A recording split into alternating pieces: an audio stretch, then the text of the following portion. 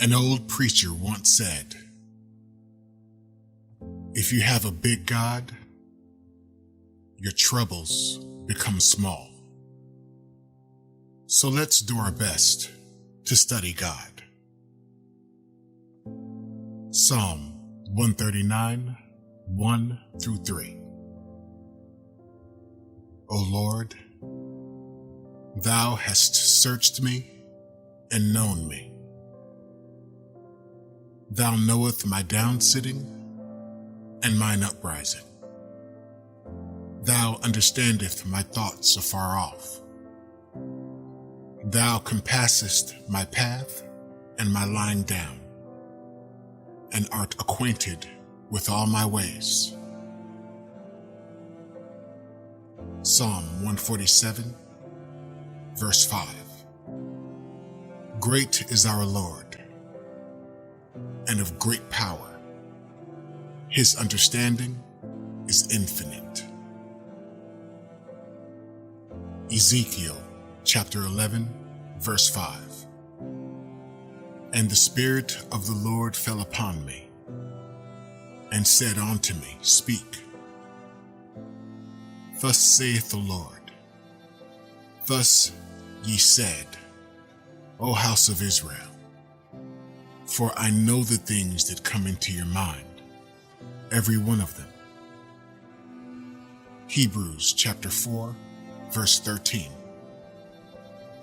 Neither is there any creature that is not manifest in his sight, but all things are naked and open unto the eyes of him with whom we have to do. After this sermon, I want you to be blown away at one of the most wonderful and, quite frankly, scariest attributes of God: His omniscience. When we say God is omniscient, we mean that He knows everything that there is to know. He is all-knowing. Think about it. There are no secrets to Him.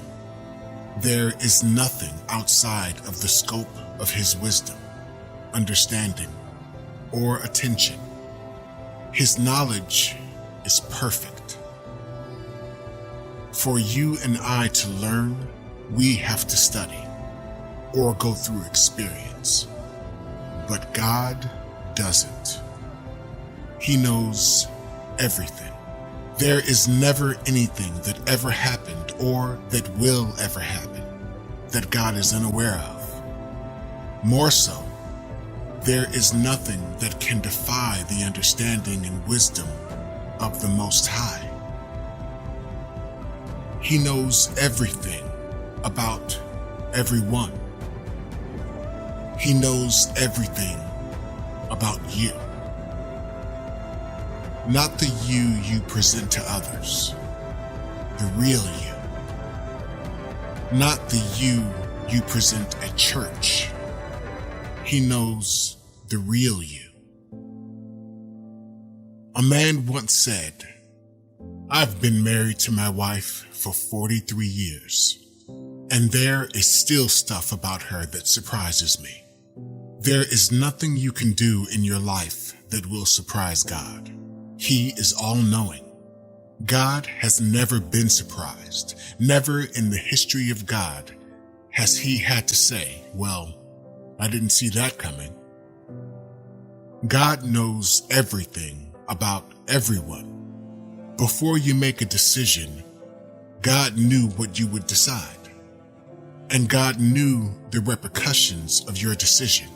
Not only does He know the repercussions of your decisions, He knows every single possible repercussion for every single decision you could have made. God sees everything at all times. There is no secret society that God is unaware of. There is no sin that God is not aware of. There is no place God is not aware of.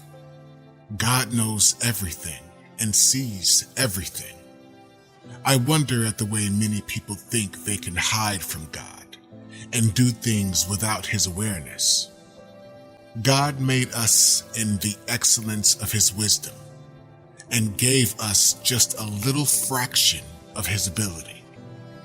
It therefore baffles me how humans think they can make a fool of God with the little fraction of his in them. God does not need to leave heaven to know what's going on in the earth realm. His eyes are everywhere, and his wisdom is all-encompassing. The Bible records that the foolishness of God is wiser than the wisdom of men. We have become so self-efficient and smart as a society that many people think that they've outgrown God. We have billionaires introducing self-driving cars that park themselves. We have artificial intelligence slowly being shifted into our lives. We are all connected by the internet. You are probably listening to me right now through the internet. Civilization has taken so many leaps and bounds and has even moved to space exploration. Through our atmosphere and into the heavens, we are even aiming for the colonization of Mars. Mankind has taken on great leaps and bounds. We are living in a futuristic society. Humanity really thinks it is the apex of knowledge. Slowly and slowly, we can see more and more people believing we as a society have outgrown God. The irony is that we only know what God allows us to know. The wisest people, philosophers, and teachers of the law do not even come close next to the wisdom and power of the Lord. Our wisdom and our intelligence does not compete even on our best days. God is in a league of his own. In the excellency of God's wisdom, he does not need to ask questions before he knows what is within the heart of man. When Prophet Samuel wanted to anoint Eliab as king over Israel, the Lord forbade him, saying, "Man looks at the outward appearance, but I, the Lord, look at the heart." God is never limited by the physical appearance of people. He sees deep within the hearts and knows the thoughts which they conceive in their minds. God cannot be limited by any physical barrier. He knows all things, and his wisdom cannot be superseded. King David took his time to study the personality of the Most High, and he came to the realization of the fact that God was acquainted with his ways. He knew and understood that none of his actions were hidden from God. If you go beneath the earth to commit sin, the wisdom of God will follow you up. There is nothing done in the secret that will not be brought to the limelight. If David had known this earlier, he would probably not have fallen into such sins. There is a wisdom that follows every action of man. It is the wisdom of God. Psalm 134, 4-6 says, "For there is not a word in my tongue, but lo, O Lord, thou knowest it altogether. Thou hast beset me behind and before, and laid thine hand upon me. Such knowledge is too wonderful for me. It is high. I cannot attain to it." You don't need to speak before God will hear your voice. The thoughts of his heart are very loud in the hearing of God. The people of Israel grumbled in their hearts against God while they journeyed through the wilderness, and he knew it. A person could see you keeping quiet while before God, your voice of complaint is very loud. in your heart. You may not be complaining out loud to God, but inwardly, you are complaining and angry with God. By the omniscience of God, everything that happens on earth is being captured. Nothing is hidden from him.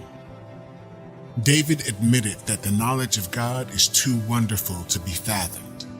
It is too high to be attained.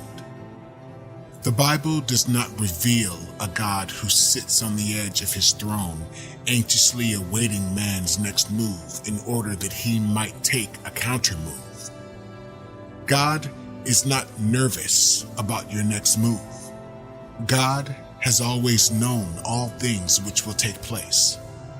The omniscience of God is so high that he would perfectly determine the end of a thing before it ever begins.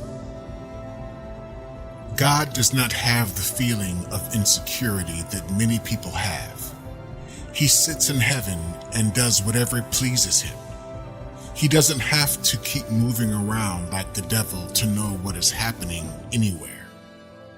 The moment the devil thought in his heart to exalt his throne above the throne of God, his conspiracy was uncovered and he was cast out from heaven. The devil thought he had known all about God because of his proximity to the throne of the Most High. He never knew that God's wisdom is enshrined in mysteries. If the devil that had a close proximity to the throne of God was esteemed foolish, how much more a man that thinks he can deceive God would be foolish. Psalm 147, 4-5 talks of the excellent wisdom of God. It says, "He telleth the number of the stars. He calleth them all by their names. Great is our Lord, and of great power.